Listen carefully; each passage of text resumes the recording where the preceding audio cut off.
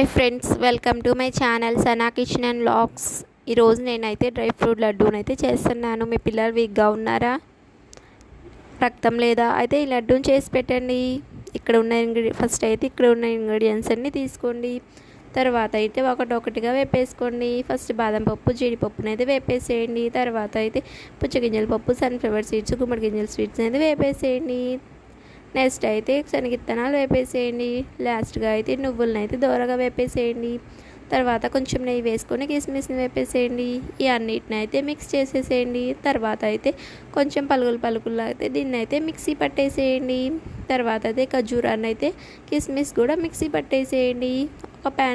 ఒక ప్యాన్ పెట్టేసుకొని దీన్ని అంతా మిల్క్ చేయండి.